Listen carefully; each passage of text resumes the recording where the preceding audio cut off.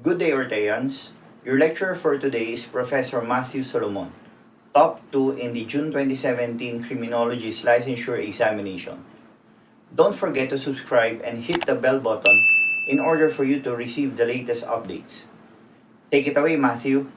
By means of expansive gases coming from the burning gunpowder. So ano daw tawag natin sa mechanism, okay, or yung instrument na nagpo-propel ng projectile, nagpapatalsik ng projectile. Okay, sa pamamagitan ng expansive gases of burning gunpowder. Yan. Is it a firearm, gun, or propellant? Okay, what is your answer? Ano sagot niyo dyan? Okay, any instrument na nagpo-propel ng projectile, nagpapatalsik ng projectile sa pamamagitan ng gases, sa pamamagitan ng expansive gases ng gunpowder.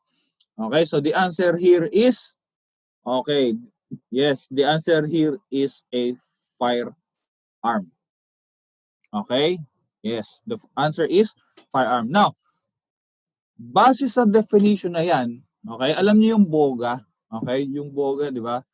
O yung nilalagyan ng alcohol, pinapaputok, okay? Is that considered as a firearm? Yung boga ba, kino-consider nating firearm?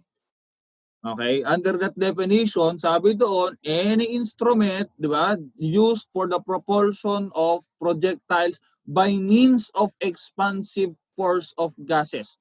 Okay? So by that definition, masasabi ba nating firearm yung boga? Di ba? Oh, yung gumagamit ng alcohol, yung nagpapaingay tuwing New Year. Diba? Hindi. Bakit? Unang-una, wala siyang pinopropel na projectile. Diba? Pangalawa, hindi siya gumagamit ng gunpowder. Okay? So, hindi siya firearm. Right? Okay. Take note. Pag sinabi nating propellant, okay, or the propellant charge, yan po ay tinatawag nating gunpowder. Okay, that is the gunpowder. Okay, ayan. The powder charge that is ignited by the primer flash. Okay, which is converted to heated gas under high pressure at yun yung nagpo-propel ng ating projectile. Okay? Now, ano daw yung tawag natin, ano daw yung tinatawag nating propellant or powder charge? Ano daw yung tinatawag nating propellant or powder charge? Okay, so the answer is gunpowder. Okay, gunpowder. So take note ha. Okay, so the propellant, okay, the gunpowder, they are the same. Okay?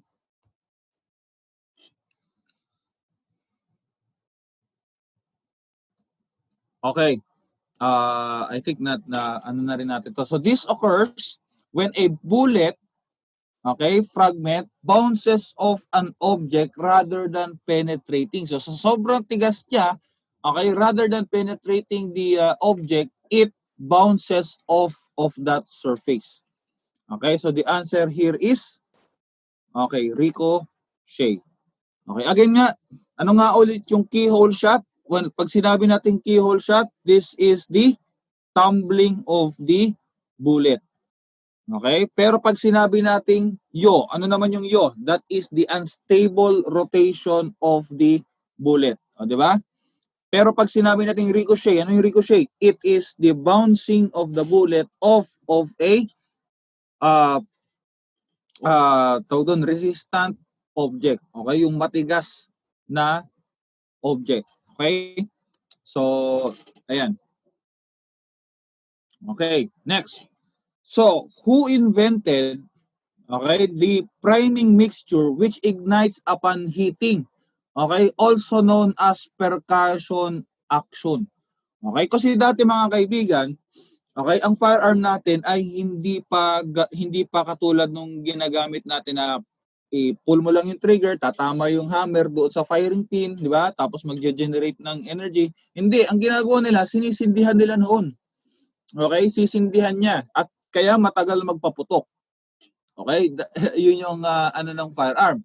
Now, etong taong to, nakaimbento siya ng primer na kung saan very sensitive sa paghataw.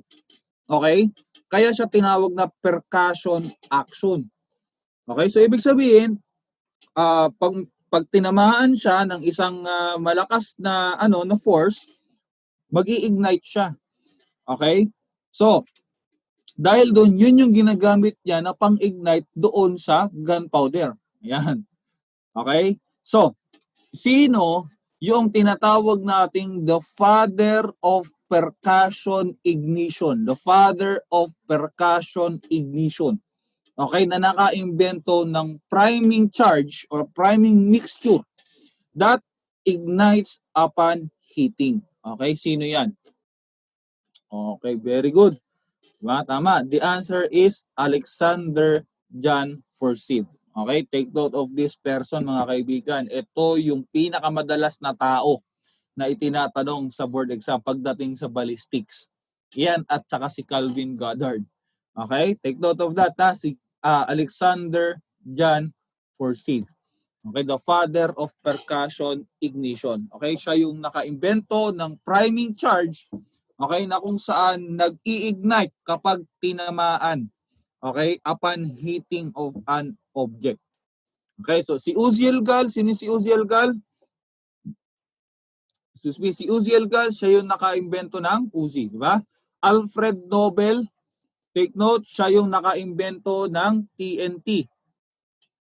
Okay, kapag tinanong what is TNT, that is trinitrotoluene. Okay, trinitrotoluene. Okay, tinatanong din po yan. Yung mga iba't ibang uri ng fuels. Okay, tinanong sa board exam, ano yung ANFO? ANFO, di ba? What is ANFO? That is ammonium nitrate in fuel oil. Ammonium nitrate in fuel oil. So take note yung mga ano na yan ha. So si Alfred Nobel, siya yung nakaimbento ng TNT. Also, kung hindi yun ang itanong tungkol sa kay Alfred Nobel, baka itanong sino yung nakaimbento ng double base. Okay, double base na smokeless gunpowder. Double base na smokeless gunpowder. That is Alfred Nobel. Okay, Alfred Nobel. Sa kanya nanggaling yung Nobel Peace Prize. Okay, kasi yung na-invento niyang TNT, maraming napapatay daw. So, ang ginawa niya, yung kanyang yaman doon is dinevote niya doon sa mga taong makakaimbento ng mga bagay-bagay na makakaimbento in the field of science. Okay, makakatulong daw sa humanity. Ayan. So that is Alfred Nobel. Okay? So si John Thompson, ulitin natin, siya yung nakaimbento ng SMG. Anong SMG yun? That is the Thompson submachine gun. Okay?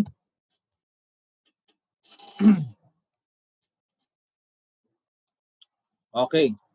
So what part of the revolver, okay, is a connecting pivot between the frame and the cylinder? Okay, so yung revolver, 'di ba, may frame, may cylinder siya at saka may frame, 'di ba? So ano yung nagko-connect doon sa cylinder at saka sa frame? Yun yung nagko-connect sa kanya, yung nasa bandang gitna. Okay? Yan. So what is that? Okay, anong tawag natin doon? Tinatawag natin siyang yoke.